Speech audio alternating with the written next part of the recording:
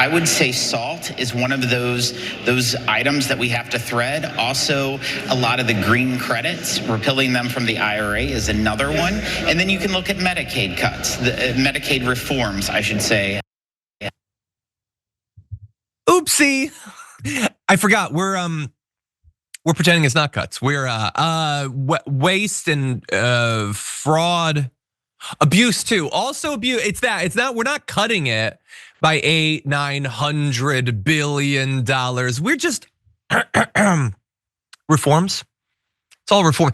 It's reforms that are going to take 9 to 14 million people off the program. They won't have health insurance anymore. But that's a reform. Reform sounds good, right? That poll's better. So he revealed it right there. That's a GOP representative on Fox News. It's Jason Smith revealing it, and that's not good polling wise. We know the polling is really bad on this topic, and we'll get to that later on. But I want to focus on the other part that's really bad right now, which is how the process is going for the Republicans, because you might have seen it happen just before we went live. That bill actually hit its first major roadblock. Now, we've been previewing this on the show throughout the week. Well, it was just voted down in the House Budget Committee. Doesn't mean it's dead forever, but it's not a good sign. It was a 16-21 vote. Obviously, the Democrats were against it. 5 Republicans voted no. That's Chip Roy, Ralph Norman, Josh Brecheen, Andrew Clyde, Lloyd Smucker as well. I feel like my producers made up some of those names, but I think a few of them are real. I think Chip Roy's a real human. And so it doesn't look like they're gonna be able to continue working on it today.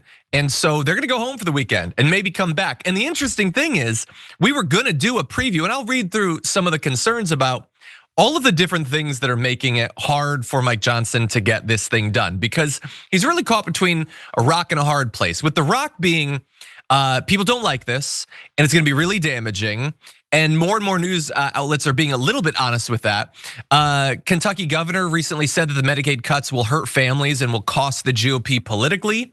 So there's a lot of political concerns from Republicans about what the effect of this will be, what the fallout will be. CEOs warned Health Day TV that Republican Medicaid cuts could close rural hospitals, which a lot of people have been talking about that. And again, Trump just killed rural high-speed internet. Now he's killing rural hospitals. I don't know what problem he has with people who live outside of cities, but he doesn't seem to like them. And in a related topic, sort of the reason they're doing these cuts, the New York Times, this was a shocker, this headline. GOP tax bill may hurt the lowest earners and help the richest, which I don't even know what to say about that. I need to process that new information. But anyway, all this not looking good. And when you combine that with the fact that there are some Republicans that are concerned that these cuts will hurt them politically, and then there's even more Republicans, including those that just voted it down, that think that it doesn't go far enough. We're gonna jump into some of the arguments they made, Brett, but I didn't expect to be at this point right now. It has failed its first test. What do you think? Right, and basically the Republicans are saying, the hardliner Republicans are like, we are worse than Trump even on how much we hate the poors. That's the framing of this. Now it's in committee. This is a committee thing that broke it. That it has to get out of committee to get voted on by everybody, and they stopped it here. They expect that they will be voting on it to move it forward on Monday. But this is a setback. I don't know how they're going to do it, but it makes Trump seem, relative to Chip Roy, someone who, despite cutting all that stuff, this is the hope from Trump's messaging.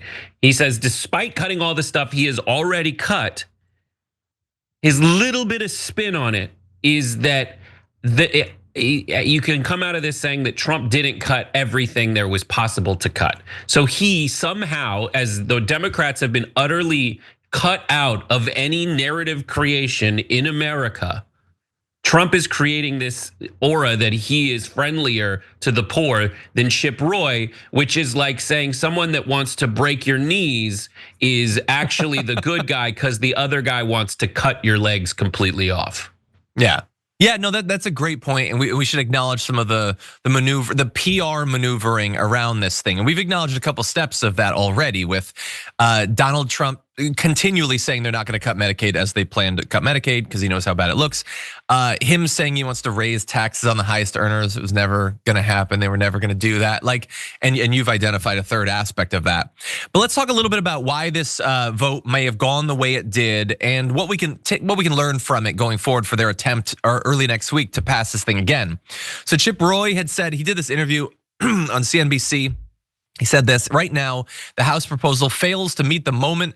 It does not meaningfully change spending, Medicaid expansion to able-bodied, IRA subsidies, plus many of the decent provisions and cuts don't begin until 2029 and beyond. That is swamp accounting to dodge real savings. So you need to cut more and you need to cut it faster, basically. This is not draconian enough. Cutting almost $1 trillion, throwing more than 10% of everyone on Medicaid off of it does not go far enough for Chip Roy. Second conservative, Ralph Norman, who did vote against it, said he's a hard no until we get this ironed out, and I think we can. He cited, like Chip Roy, the delayed phase-in of the Medicaid work requirements. If it was up to them, and in the end it might be, instantly throw these people off, instantly. No matter how Byzantine the bureaucracy is, no matter how hard it might be for some people who you label able-bodied as if that's some sort of binary, that you can work an unlimited number of hours or you don't work literally at all. In some areas you might be working but not be able to reach the number of hours required by this.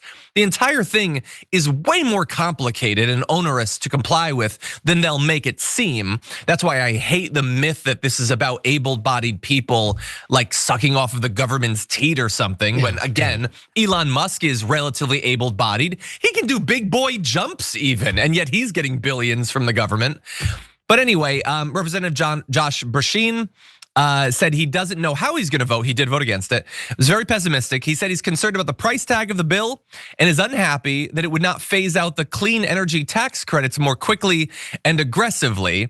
So the overall price tag of the bill, maybe he's saying he thinks that the tax cuts go too far because this entire bill is gonna cost over $5 trillion. But I love also he's like, why aren't we screwing over domestic clean energy manufacturers? Like we can really stop that industry from really getting off on its feet and competing with China. We could kill it right now. Damn it, why can't we fit that in?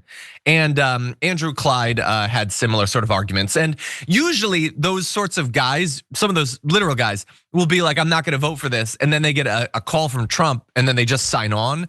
And that may happen over this weekend. But at least in this case, they did actually vote against it, at least in the first case. And there's also a thing called a hall pass colloquially within Washington, which is like, okay, we have a 4-vote majority, so 3 of you will get what's known as a hall pass because it will help you in your next attempt to run in your fiscally conservative district.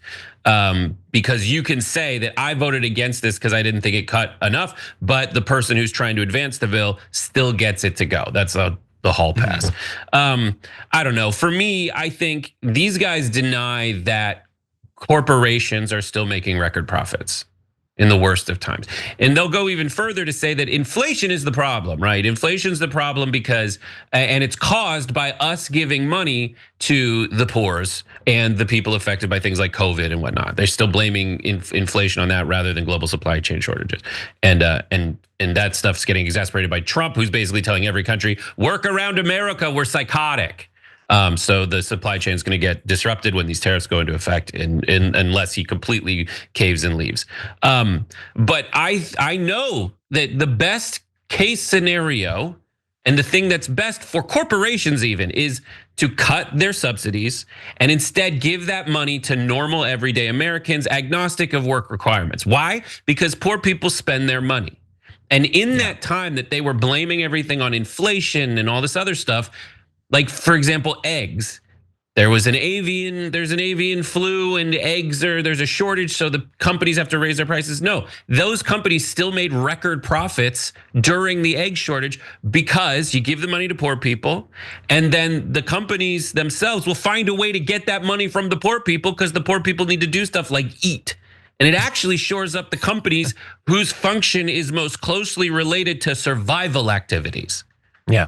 Instead of weird, insane things that, while Doge decided to offer this budget that cuts funding to X amount of dollars that go to normal people, They decided to keep that same amount of money going to corporations because of course they would. My contention is that they're corrupt in favor of big business and pretend to be the saviors of the poor, but the numbers just don't bear that out. And I'll point everyone to the story we did yesterday on the show about like all the different tax cuts, and like every one of the tax cuts, almost every one that affects like a regular person, even if it doesn't do much, you get a few years of it. The ones that affect the wealthy are permanent. Yeah, I just love that. It's just chef's kiss populism from the right there.